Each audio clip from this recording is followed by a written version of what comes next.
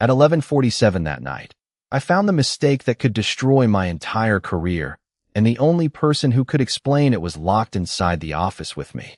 Until that moment, I believed the biggest danger in working at one of Chicago's busiest advertising agencies was missing a deadline. I was wrong.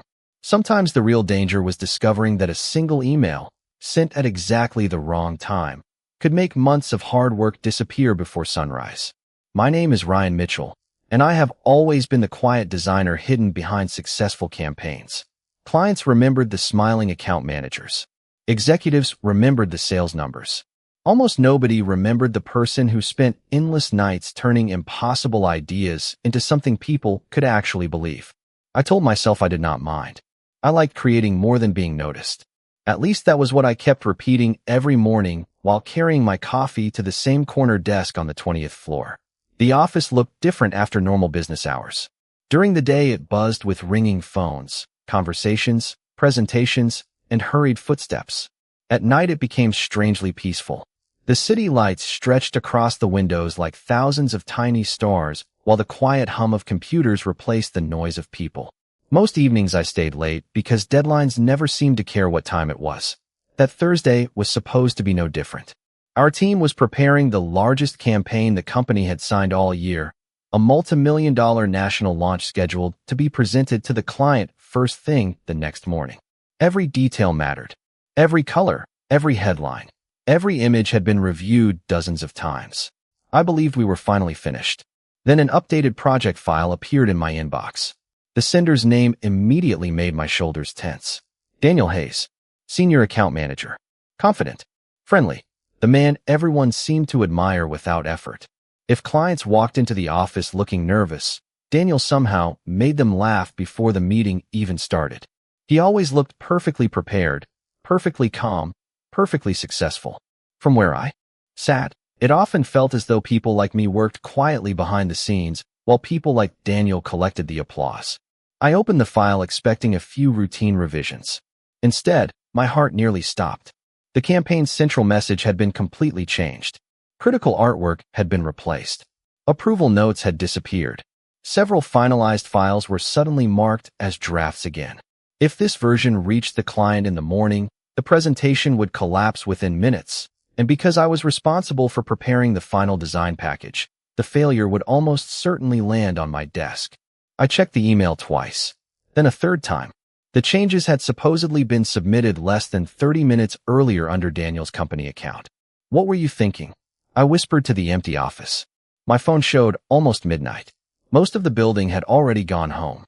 Outside, snow had begun falling heavily across downtown Chicago, covering the streets in white, while icy wind rattled against the enormous glass windows.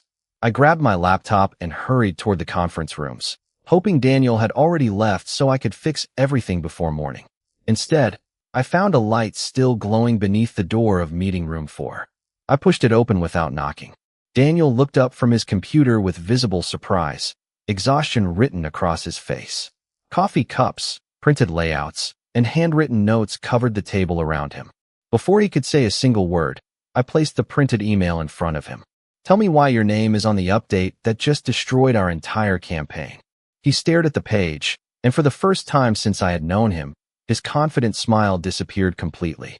Daniel did not defend himself immediately. Instead, he picked up the printed email, studied it carefully, and frowned in genuine confusion. Ryan, I never sent this, he said quietly. His voice carried none of the confidence I was used to hearing during client meetings. It sounded tired, almost unsettled. I folded my arms across my chest. Your name is on the email. Your account approved every change. The system says it was sent 28 minutes ago.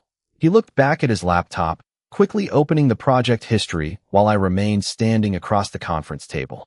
Snow continued falling outside the floor-to-ceiling windows, covering downtown Chicago in a thick white blanket that reflected the city lights back into the empty office. The silence inside the building felt heavier with every passing minute. Daniel shook his head slowly. I have been in this room since 9 o'clock reviewing tomorrow's presentation. I have not touched the campaign file since this afternoon. I wanted to believe he was making excuses, yet something about his expression did not match the image I had built in my mind. He did not look defensive. He looked honestly confused. Before either of us could continue, every phone in the office buzzed with the same emergency notification. Severe winter storm warning. Heavy snowfall and dangerous road conditions. Residents are advised to remain indoors. Almost immediately afterward, the lights flickered once. Then a pre-recorded announcement echoed through the nearly empty floor. Attention! Due to severe weather conditions and emergency building protocols, exterior access will remain secured until further notice. Please contact building security for assistance. Daniel reached for the office phone and dialed the security desk. After several attempts, someone finally answered. He listened quietly before thanking them and hanging up. The security team cannot reach the building, he explained. Most of the roads are already closed. They locked the exterior entrances because of the storm. They said they will reopen everything as soon as it is safe, probably sometime after sunrise. I stared at him. So we are trapped here? He gave a small apologetic nod. Looks that way. I let out a slow breath, trying to keep frustration from taking over. Out of everyone in the company, the one person I least wanted to spend the entire night with was standing directly across from me. Daniel glanced back at the campaign file still open on both of our screens. Whether I sent that email or not, arguing is not going to save tomorrow's presentation. I remained silent. He continued, if the files are really corrupted, we still have a few hours to fix them together. Together. The word irritated me more than it should have. I had spent months believing Daniel was the polished face who received praise while designers quietly solved impossible problems behind the scenes. Working beside him all night sounded like another burden I did not need. Even so, I knew he was right. There was no time for pride. I pulled my laptop onto the conference table beside his without another word. For the next hour, we compared backup folders, revision histories, and approval logs line by line.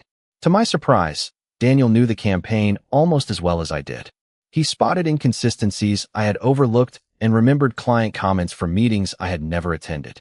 Every time I expected him to shift responsibility toward me, he did the opposite, focusing only on solving the problem.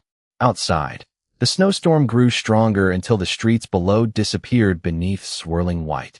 Inside the silent office, illuminated only by computer screens and scattered desk lamps, two coworkers who barely trusted each other became the only people standing between a disastrous morning and the project we had both spent months building.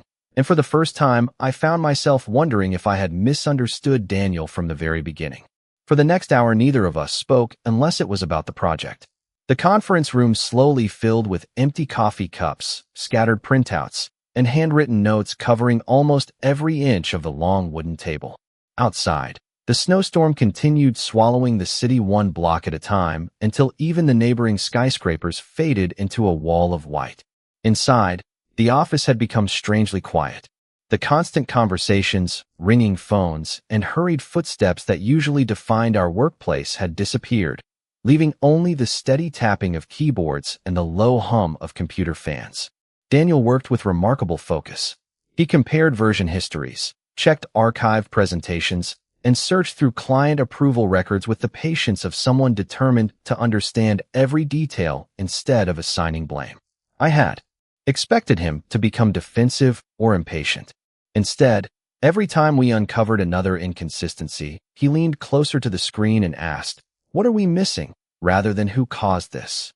The difference did not escape me. Around 1 o'clock in the morning, I finally broke the silence. "You know this campaign better than I thought." Daniel smiled faintly without looking away from his monitor. "I should. I spent 6 weeks convincing the client to trust your concept." I looked up in surprise. "My concept?" He nodded. "The executives wanted something safer. The client wanted something louder. Your original presentation was the only version that actually felt honest. I argued for it because I believed you were right." His answer caught me completely off guard. Nobody had ever told me that before. I had assumed the final approval came from management, never realizing Daniel had been defending my work in meetings I was never invited to attend. Before I could respond, he pointed toward my screen. "Look at the timestamp on revision 32. I opened the file history and immediately noticed something strange. Several changes had been uploaded only minutes apart, but the formatting was inconsistent with the software's normal editing process. Daniel leaned closer, his shoulder almost touching mine as he studied the details. "These edits were imported from another source," he said quietly. Nobody manually rebuilt these pages. I followed the metadata line by line until another inconsistency appeared. The artwork replacement happened before your account supposedly sent the approval email. Daniel looked at me. Exactly. Which means whoever used my account was covering changes that already existed. We exchanged the same realization at the same moment. The email had not created the problem. It had hidden it. For the first time that night, I no longer saw Daniel as the polished account manager whose career always seemed effortless. I saw someone just as invested in protecting this project as I was. My frustration slowly gave way to curiosity. Why did you come back tonight? I asked. He hesitated before answering. Something about the client's last call did not feel right. I wanted to double-check everything before morning. There was no dramatic speech, no attempt to impress me, just a simple answer delivered with complete honesty. I leaned back in my chair and rubbed my tired eyes. I owe you an apology. Daniel shook his head gently. Not yet. Let us figure out what actually happened first. His response somehow made me respect him even more. We returned to work side by side, comparing files one after another until the office lights reflected across the quiet snowfall outside. Somewhere during those long hours, without either of us noticing exactly when, the distance that had existed between us as co-workers quietly began to disappear, replaced by something built not on assumptions, but on trust that neither of us had expected to find before sunrise. Around 2 o'clock in the morning, the conference room felt less like an office and more like a temporary shelter from the storm outside. Snow continued piling against the enormous windows while the city beyond them disappeared beneath a blanket of white. Our laptops remained open beside stacks of printed layouts, but both of us had reached the point where another cup of coffee seemed more useful than another spreadsheet. Daniel stood first. "Give me 5 minutes," he said. I remember seeing an emergency supply cabinet near the employee lounge. I watched him disappear down the quiet hallway before turning back toward the campaign files. The silence no longer felt uncomfortable. It simply felt shared. A few minutes later, Daniel returned carrying 2 steaming paper cups and a small package of peanut butter crackers that had probably been sitting in the cabinet for months. He placed 1 cup beside my laptop without saying anything. I smiled despite myself. "You remembered I take cream, but no sugar." He shrugged with a quiet grin. "You always refill your coffee before morning meetings." It was not difficult to notice. I stared at the cup for a second longer than I intended. We had worked in the same office for nearly 2 years, yet I had convinced myself Daniel barely knew I existed beyond project deadlines. Apparently, I had been paying far less attention than he had. We sat across from one another, eating stale crackers while reviewing another series of approval records. Eventually, Daniel leaned back in his chair and rubbed his eyes. "Can I admit something?" he asked. "Sure." He looked down at the coffee in his hands before speaking. "Everyone assumes I enjoy being the outgoing person in every meeting. They think I always know exactly what to say." He laughed quietly, though there was very little humor behind it. "The truth is I rehearse almost every presentation alone before I walk into the room because I am terrified of disappointing people."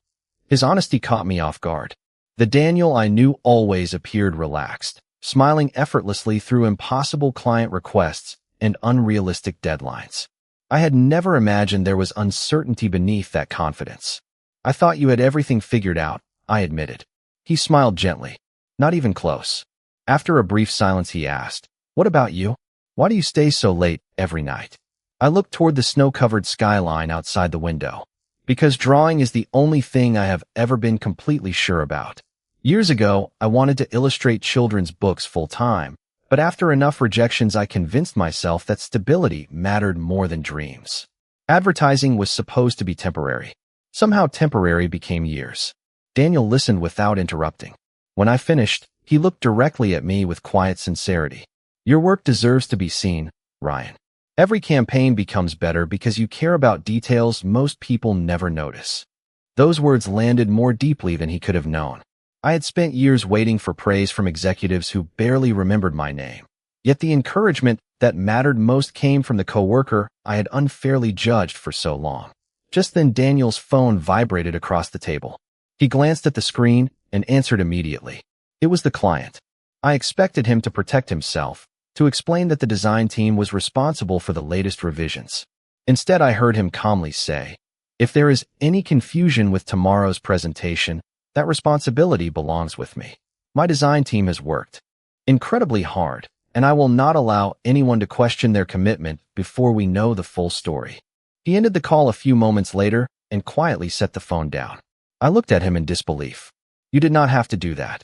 Daniel met my eyes with complete honesty. Yes, I did. Because none of this should ever fall on you before we know who actually changed those files. In that moment, every assumption I had built about him quietly collapsed, replaced by a respect that felt unexpectedly personal. And somewhere beneath the quiet office lights, I realized the man sitting across from me was nothing like the stranger I thought I had been working beside all this time. By 3 o'clock in the morning, the office no longer felt like the place where we worked every weekday. The bright conference rooms, polished hallways, and endless rows of desks had become strangely peaceful beneath the soft glow of emergency lighting and computer screens. Outside, snow continued falling without interruption, covering the streets below until every familiar landmark seemed to disappear beneath quiet white silence. We had restored most of the damaged campaign files, but one critical presentation folder still refused to match the approved version. Daniel suggested taking a short break before looking at it again. Sometimes staring at the same problem only makes it harder to see, he said with a tired smile. I nodded in agreement. We carried our coffee into the employee lounge, where the vending machines hummed quietly beside large windows overlooking the sleeping city. Daniel pressed a few buttons before handing me another warm cup. This one is much better than the emergency coffee, he joked. I laughed softly. That is not a very high standard. We sat across from each other at a small round table, surrounded by empty chairs that usually held coworkers during busy lunch breaks. It was remarkable how different a familiar place could feel when almost everyone else had gone home. The silence gave ordinary conversations room to become something deeper. Daniel rested both hands around his coffee cup before speaking again. Can I tell you something I have never told anyone at work? I looked at him with curiosity. Of course. He took a slow breath before continuing. Everyone thinks I enjoy being the person who always knows the right answer. They assume I like leading meetings and talking to clients all day. He smiled faintly, but there was a sadness behind it I had never noticed before. The truth is I spend so much time trying to meet everyone else's expectations that sometimes I forget what I actually want for myself. His honesty settled quietly between us. I had spent years believing Daniel's confidence came naturally. Hearing him describe the pressure behind that confident smile made him seem more human than ever before. After a brief pause, he asked gently, "What about you? What would you be doing if fear never entered the conversation?" I stared into the dark coffee for several seconds before answering. Illustrating books. Maybe opening a small studio where I could spend every day drawing stories instead of product campaigns. I laughed quietly at myself. It sounds unrealistic when I say it out loud. Daniel shook his head immediately. No, it sounds like someone gave up on a dream because they believed it was safer. His words struck a place inside me that had been quiet for years. Very few people had ever looked beyond my job title. Fewer still had understood what I had quietly left behind. My former boyfriend used to tell me that making art was never going to build a real future, I admitted. After hearing that often enough, I stopped arguing. Daniel looked genuinely disappointed. He was wrong. I glanced up. How can you be so sure? He smiled with calm certainty. Because every campaign you touch suddenly feels like it was made by someone who actually cares about people instead of numbers. That kind of talent cannot be measured on a spreadsheet. Neither of us spoke for a while after that. The snow continued drifting past the windows while the office remained wrapped in peaceful silence. For the first time since joining the company, I was not sitting across from an admired account manager or a polished professional. I was sitting across from someone who listened without judgment and somehow understood parts of me I had worked very hard to hide. As we quietly returned to the conference room, carrying fresh coffee and renewed determination, I realized the project was no longer the only reason I hoped morning would not arrive too quickly. When we returned to the conference room, something about the atmosphere had changed. It was no longer just two exhausted coworkers trying to rescue a failing project.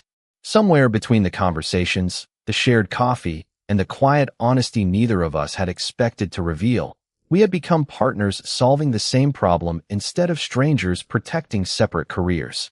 The clock on the wall read 3:38 in the morning. Snow still covered the city outside, but the storm had finally begun to calm. Only a few flakes drifted past the windows now, glowing beneath the streetlights nearly 20 floors below. Daniel reopened the campaign folders while I compared the backup server with the newest revisions. "Let us forget the email for a minute," he said thoughtfully. "If someone wanted to hide a mistake, they would need more than my account. They would need access to the approval history too." His observation immediately shifted my attention toward the document logs instead of the design files. We began tracing every edit one by one, moving backward through the project rather than forward. Several minutes later, I noticed something unusual buried inside the system metadata. "Daniel, look at this." He rolled his chair beside mine, close enough that both of us studied the same monitor. The approval email carrying his name had been sent at 11:19 in the evening. However, another internal record showed that the presentation itself had already been altered almost 40 minutes earlier. Daniel frowned immediately. "That is impossible." I pointed toward another line hidden deeper in the revision history. "Not impossible. Someone replaced the presentation first. Then they used your account afterward to make it look official." He leaned forward, carefully comparing timestamps against the company's shared activity log. The silence stretched between us until he finally let out a slow breath. "Ryan, I was presenting quarterly reports to the executive team at that exact time." He opened his calendar and showed me the meeting invitation. The conference room security log attached to the reservation confirmed he had entered the executive floor well before the altered files appeared. "You could not have sent that email," I said quietly. Daniel shook his head. "Not unless I can be in two places at once." We searched one final archive folder, and there it was. A forgotten autosave copy preserved before the unauthorized revisions. Side by side, the differences became obvious. Entire sections had been rewritten after final approval, and every change favored an approach another department manager had argued for during planning meetings weeks earlier. Daniel looked at me with calm determination instead of frustration. "We have enough to prove what happened." I expected him to suggest exposing whoever was responsible immediately. Instead, he surprised me again. "First, we finish restoring the campaign. Tomorrow's client presentation still matters more than office politics." I could not help smiling. "You really think like an account manager." He laughed softly. "And you really think like an artist. You keep trying to save what matters instead of worrying about who gets credit." We spent the next hour rebuilding the final presentation from the preserved files, checking every page together before approving each revision. It felt remarkably natural, almost effortless, as though we had been collaborating this way for years. Somewhere around 4:30 in the morning, Daniel leaned back in his chair and looked at the completed presentation glowing across both of our screens. "You know," he said quietly, "this campaign became better tonight than it ever was before." I looked at him with curiosity. "Because we fixed it." He smiled gently. "Because for the first time we actually built it together." His words lingered in the quiet office long after neither of us said another sentence. And for reasons I could not yet explain, hearing that mattered far more to me than simply saving tomorrow's presentation. The digital clock in the conference room quietly changed to 4:43 in the morning. Outside, the snowfall had almost stopped, leaving downtown Chicago wrapped in an untouched blanket of white beneath the glow of streetlights. The office around us remained completely silent, the kind of silence that only existed when an entire city was still asleep. We had finished restoring the campaign, verified every file twice, and backed everything up in 3 separate locations. For the first time all night, there was nothing left to fix. Daniel stretched his shoulders and smiled with visible relief. "I think we actually did it." I leaned back in my chair and looked at the presentation glowing on the large monitor at the end of the room. I was certain we were going to lose everything a few hours ago. He looked at me with quiet amusement. I had the same thought. Before either of us could say anything else, every light in the conference room suddenly went dark. The computer monitors instantly switched to battery power, casting the room in a dim blue glow before they also shut down one by one. Within seconds, the entire floor disappeared into darkness. Only the distant city lights filtering through the enormous windows offered enough illumination to outline the furniture around us. The emergency generators had not started yet. For a brief moment, my breathing caught in my chest. The unexpected darkness awakened a memory I had spent years trying to ignore. When I was 16, I had become trapped inside an elevator during a power outage for nearly 2 hours. Nothing terrible had happened, but ever since then, sudden darkness inside office buildings always made my heart race faster than I wanted to admit. I tried taking a slow breath, but my hands had already begun trembling. Daniel must have noticed immediately, because his voice reached me through the darkness, calm and steady. "Ryan," I answered quietly. "I am here." He did not rush toward me. He did not grab my arm or fill the silence with unnecessary reassurance. Instead, he spoke in the same patient tone he had used with nervous clients countless times before. "The backup generators usually take a minute. We are safe. Just keep listening to my voice." I closed my eyes even though the room was already dark. Somehow, focusing on his voice made the silence less overwhelming. "Take one slow breath," he continued. "That is it. Another one." I followed his rhythm without thinking. Gradually, the tightness in my chest began to ease. After several quiet moments, I heard soft footsteps approach. Daniel stopped close enough that I could sense his presence, but he still left enough space for me to choose whether I wanted company. "Would it help if I stayed here?" he asked gently. I nodded before realizing he probably could not see me. "Yes." Another few seconds passed before I reached forward almost without thinking. My fingers found his hand resting lightly on the edge of the conference table. I hesitated for only a heartbeat before holding it. Daniel did not react with surprise. He simply returned the gentle pressure, steady and reassuring, never tightening his grip beyond what I needed. Neither of us spoke. We remained there in the quiet darkness while snow reflected faint light through the windows, making the room slowly visible again. A minute later, the emergency generators finally hummed to life, and soft ceiling lights returned one section at a time. I looked down, suddenly aware that our hands were still joined.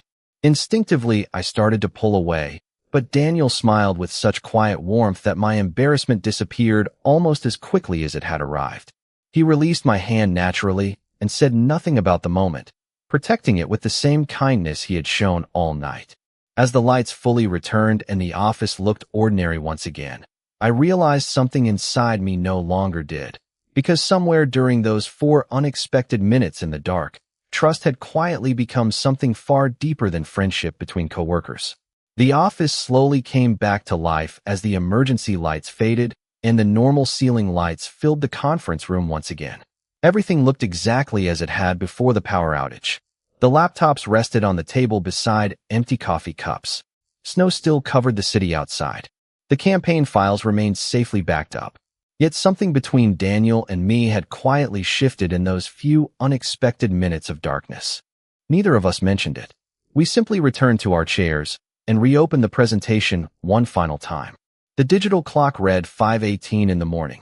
Sunrise was still nearly 2 hours away. Daniel carefully reviewed every slide while I adjusted the final typography and image alignment. When we reached the closing page, he leaned back with a satisfied breath. "I think this is the strongest version we have ever shown a client," he said. I smiled. "I actually agree." For a while, we simply admired the finished presentation glowing across the large screen. It was strange how something that had nearly destroyed both of our careers only a few hours earlier had somehow become one of the projects I felt proudest of. Daniel quietly closed his laptop before looking toward the snow-covered skyline. "Can I tell you something else?" he asked. "You already know more about me tonight than anyone at this company," I replied with a small laugh. "One more secret will not hurt." He smiled, though his expression quickly became thoughtful. "The truth is, I almost did not come back to the office tonight." I looked at him with curiosity. "Really?" He nodded slowly. "I was already halfway home when I remembered you saying earlier that afternoon you planned to stay late until everything was perfect." He looked down at his hands for a moment before continuing. "Something told me I should come back. At first I convinced myself it was because I wanted to double-check the client files. But if I am being honest..." He hesitated, searching for the right words. "I did not like the idea of you handling a stressful night like this by yourself." His admission settled gently between us. I searched his face for any sign that he regretted saying it, but all I found was quiet sincerity. "You barely knew there was a problem," I said softly. "I know," Daniel answered. I still came back. My heart beat a little faster than it should have. For months, I had believed Daniel barely noticed me beyond project meetings and deadlines. Now I was discovering that he had been paying attention in ways I never imagined. Before I could answer, His phone vibrated loudly across the table. Both of us glanced toward the screen at the same time. Building security. Daniel answered immediately. The guard explained that road crews had finally cleared the streets and the exterior entrances would reopen shortly after 6 o'clock. Employees would soon be free to leave. Daniel thanked him before ending the call. The room suddenly felt much quieter than before. "Looks like our night is almost over," he said with a faint smile that somehow carried disappointment instead of relief. I nodded, though part of me felt exactly the same. Just hours earlier, I had wanted nothing more than to escape the office and leave Daniel behind. Now I found myself wishing morning would wait a little longer. Daniel gathered the printed presentation into a neat stack before quietly saying, "Ryan, there is something else I have wanted to tell you for a long time." He looked directly into my eyes, his expression more open than I had ever seen. I held my breath without realizing it. Then the elevator in the hallway chimed as the first security officer arrived on our floor, followed by the sound of footsteps approaching the conference room. Daniel glanced toward the doorway before looking back at me with an apologetic smile. Whatever he had almost said remained unfinished, but somehow I knew that once the sun finally rose over Chicago, nothing between us would ever be quite the same again. By 6:15, that morning the building was alive again. Elevators hummed across every floor, the reception lights glowed warmly, and employees slowly returned carrying umbrellas, travel mugs, and stories about the overnight snowstorm that had shut down half of Chicago. To everyone else, it looked like an ordinary Friday. Only Daniel and I knew how much had changed inside those quiet office walls before sunrise. We walked into the executive conference room together carrying the restored presentation and a folder containing every document that proved the unauthorized edits had never originated from Daniel's account. Neither of us spoke very much during the short walk. We no longer needed constant conversation to understand each other. When the client meeting began, Daniel stood at the front of the room with the same calm confidence everyone expected from him. The difference was that this time I understood how much preparation and quiet determination existed beneath that confident smile. Halfway through the presentation, one of the executives questioned why the campaign files had been updated so late the previous evening. Before I could say anything, Daniel answered immediately. There was an unexpected issue with the project files overnight, but Ryan identified the inconsistencies before they reached the client. He spent the entire night rebuilding the campaign to make sure today's presentation reflected the work our team originally approved. The room became unusually quiet. I looked toward Daniel, surprised by how naturally he shifted the credit away from himself. He could easily have accepted praise for leading the account. Instead, he made certain everyone understood exactly who had protected the project. The presentation continued without another interruption. By the time the client approved the campaign, the tension that had followed us through the entire night finally disappeared. After the meeting ended, several executives congratulated both of us before hurrying toward their next appointments. Daniel waited until the conference room emptied before placing the folder of evidence on the vice president's desk. Together we calmly explained the altered revision history, the compromised account activity, and the restored project files. The vice president thanked us for documenting everything so carefully and assured us the internal investigation would continue separately without affecting the client launch. Neither Daniel nor I asked for further discussion. Saving the campaign had always mattered more than assigning blame. By early afternoon, the office returned to its familiar rhythm. Phones rang continuously, coworkers hurried between meetings, and designers debated color palettes just as they always had. It almost felt impossible that only hours earlier the entire building had been silent beneath falling snow. I spent most of the afternoon organizing project files, though my attention wandered more often than usual toward the glass conference room where Daniel was finishing another client call. Every time our eyes met through the windows, he smiled with the quiet familiarity that had somehow developed overnight. Just before 5 o'clock, I shut down my computer and gathered my sketchbook. As I stepped into the hallway, I noticed Daniel standing near the windows overlooking the city. The snow had stopped completely, leaving the skyline bright beneath clear winter sunlight. He turned as I approached. "Do you have a minute?" he asked. I nodded. For a few seconds, neither of us spoke. Finally, Daniel smiled, though there was a trace of nervousness I had never seen before. "Last night, I almost told you something before security interrupted us." My heart immediately remembered the unfinished sentence from the conference room. He looked directly at me, his voice calm but unmistakably sincere. I thought being trapped here overnight changed the way I felt about you. The truth is, it only made hiding those feelings impossible. Somewhere along the way you stopped being the coworker whose designs I admired. You became the first person I looked for every morning when I walked into this building. I stood perfectly still, realizing that the sunrise had not ended the most important part of our story. It had only given both of us enough daylight to finally tell the truth. For a long moment, I could not find a single word to answer him. The busy office continued moving around us as though nothing unusual had happened. Coworkers crossed the hallway carrying laptops, printers hummed somewhere in the distance, and phones rang behind closed conference room doors.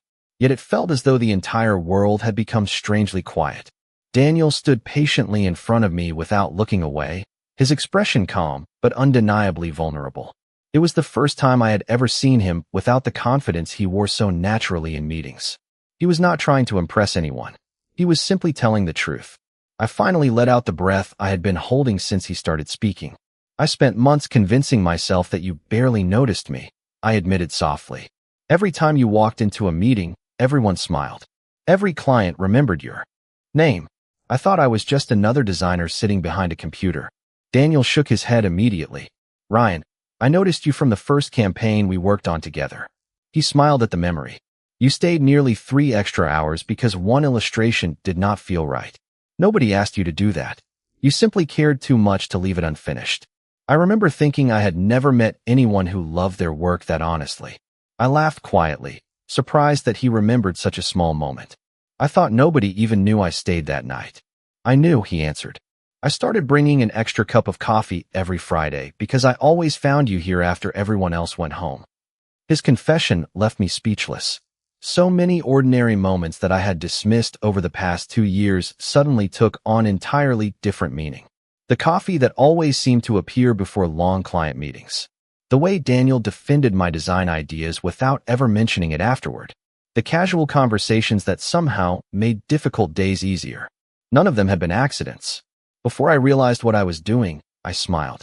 Then I guess we were both terrible at hiding how much attention we paid to each other.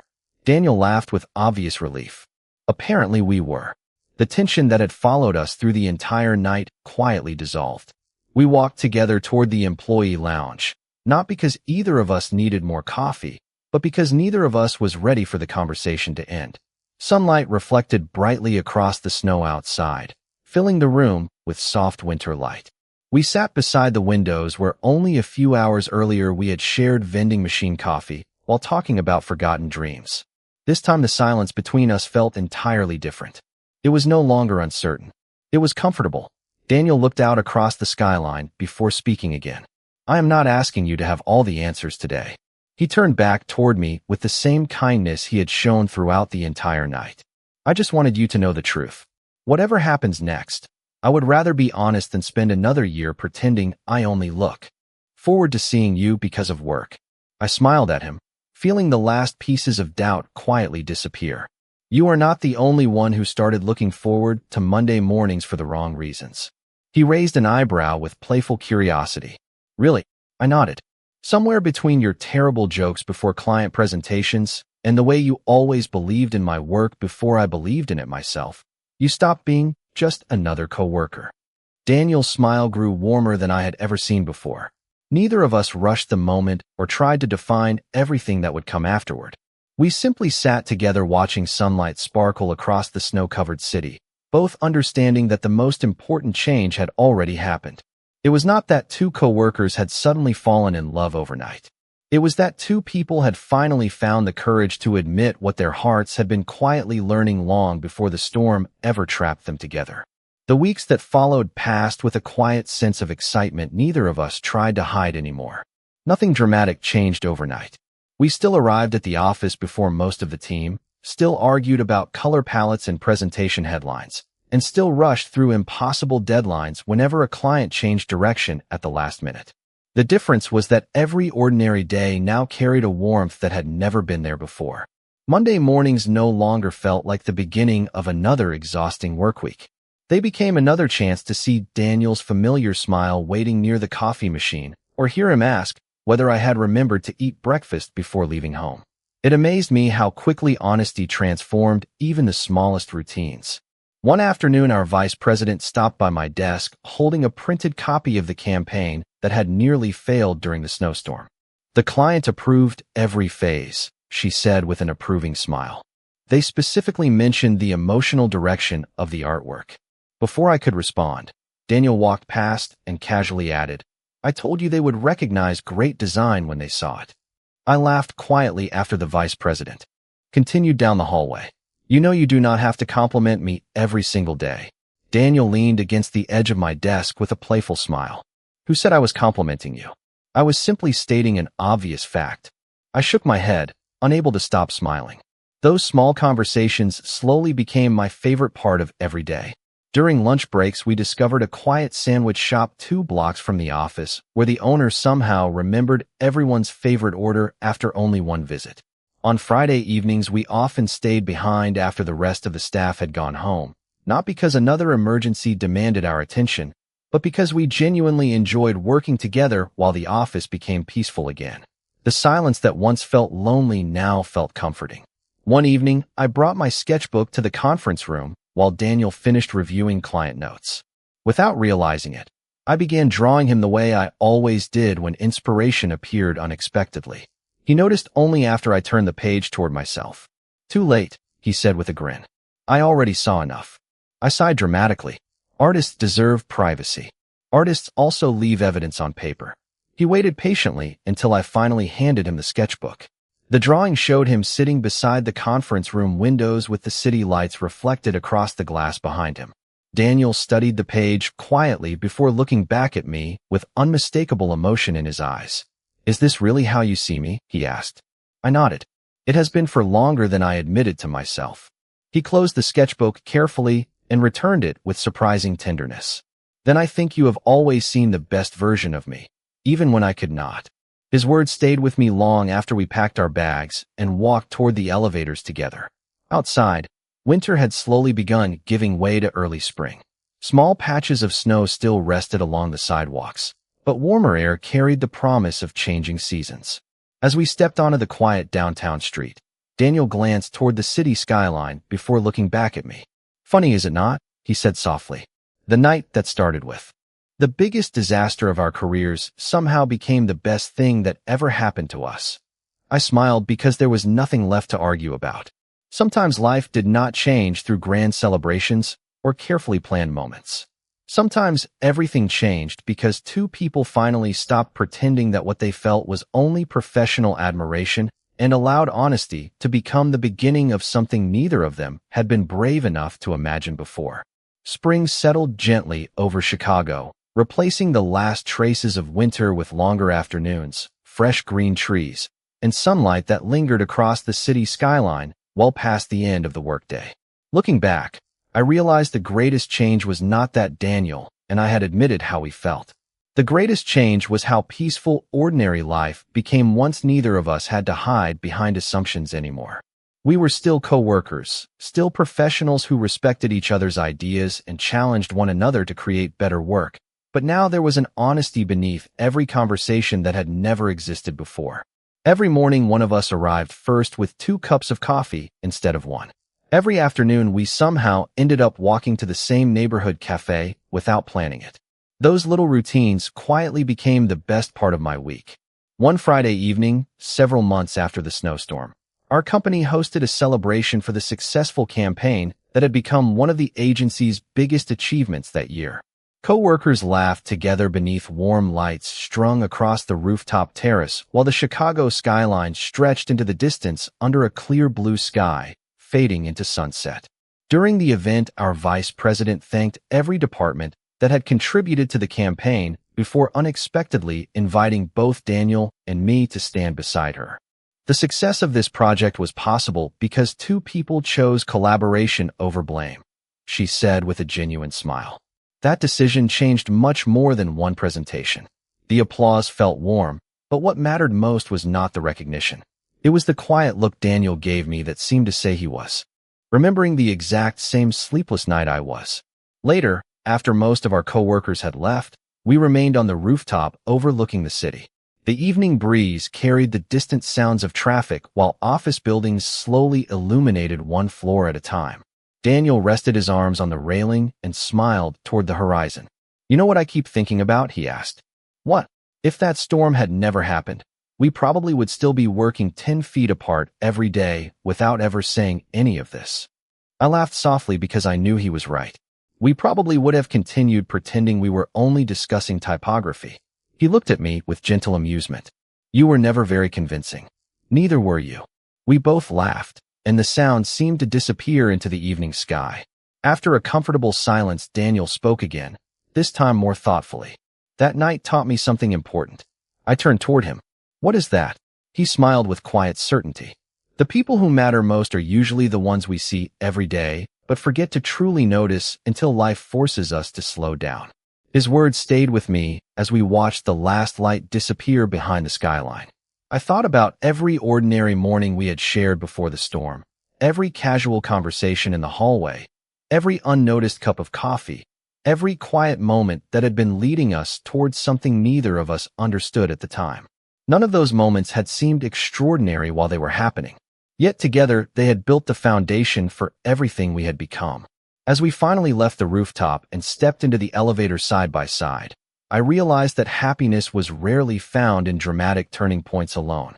More often it grew patiently inside everyday kindness, shared dreams, honest conversations, and the courage to see someone not as the role they played at work, but as the person they had quietly been all along. Nearly a year has passed since the night the snowstorm locked us inside the office.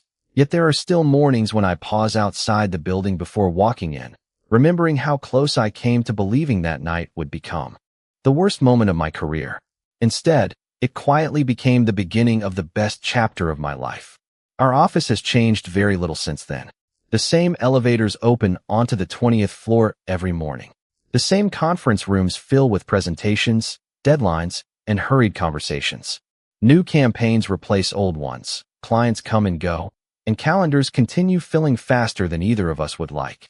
Life moves forward exactly as it always has. The difference is that now, whenever I step through the front doors, I already know someone is waiting with an extra cup of coffee, because he still remembers that I prefer cream without sugar. Daniel insists it is only because routines make busy mornings easier, but I know better. I remember every small act of kindness that slowly brought us here. One quiet Saturday afternoon, we visited a local art festival along the Chicago River. Rows of painters, photographers, and illustrators displayed their work beneath white tents while music drifted through the spring air. Daniel stopped in front of a booth featuring beautifully illustrated children's books and smiled before looking at me. "You belong here someday," he said. I laughed softly. "You have been saying that for months." "Because I mean it every single time." Before I could answer, he reached into the paper bag he had been carrying all afternoon and handed me a wrapped package. Inside was a leather sketchbook with my initials carefully embossed across the front cover. Tucked inside the first page was a handwritten note. It simply read, "The world deserves the stories only you can draw." I looked up at him, suddenly unable to speak. He smiled with the same quiet warmth that had steadied me during the darkest hours of that long winter night. "I figured temporary dreams have waited long enough," he said. A few months later, I finally submitted my first complete children's book portfolio to a publisher, something I had postponed for years because fear always seemed louder than hope. Daniel never pressured me. He simply believed in me until I finally learned to believe in myself. Looking back now, I realize our story was never really about being trapped inside an office during a snowstorm. That night only slowed the world enough for two people to stop hiding behind busy schedules, professional titles, and quiet assumptions. The real story began when we chose honesty instead of fear, trust instead of blame, and hope instead of silence. Every ordinary morning since then has been proof that the greatest changes in life rarely arrive with dramatic music or unforgettable speeches. Sometimes they begin with a shared project, an unexpected conversation, a cup of coffee remembered exactly the way you like it, and someone who quietly stays beside you long enough for the truth to become impossible to ignore. Whenever fresh snow falls across Chicago now, I no longer think about locked doors, broken files, or impossible deadlines. I think about the night I discovered that the person I admired from across the office had been quietly choosing me long before either of us found the courage to admit it. And every time I walk through those familiar office doors with Daniel beside me, I remember that the greatest opportunity of my life was never the campaign we saved together. It was finding the person who turned an ordinary workplace into the place where I finally found home.